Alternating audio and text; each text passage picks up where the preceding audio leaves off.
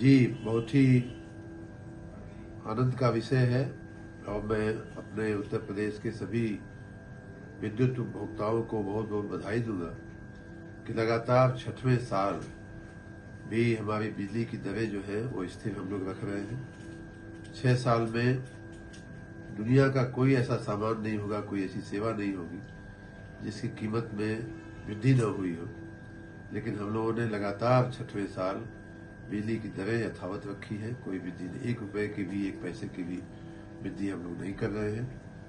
मैं जहां एक तरफ अपने विद्युत कर्मियों को शाबाशी दूंगा कि उनके प्रबंधन के चलते हम ये कर पा रहे हैं, वहीं राज्य की जनता को बहुत बहुत बधाई भी देता हूं कि हम लोग उनकी के आशीर्वाद से ऐसा करने में सफल हुए हैं।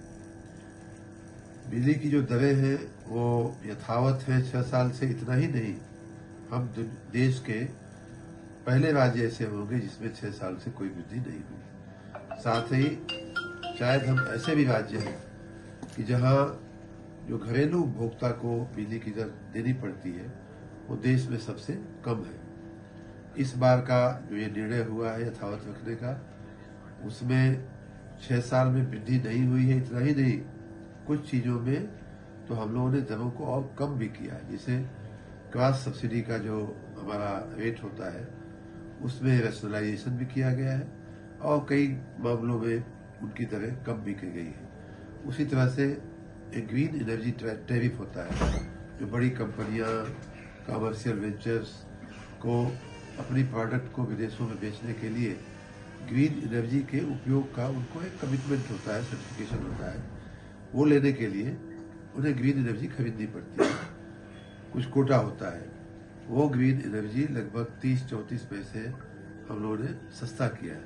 इतना ही नहीं, अब हम लोगों ने ये भी अलाउ किया है कि लो वोल्टेज वाले जो कस्टमर हैं वो भी अगर ग्रीन एनर्जी से प्रभावित होकर के ग्रीन एनर्जी अगर उपयोग करना चाहते हैं तो उनके लिए भी हमने दरें निर्धारित कर दिया है।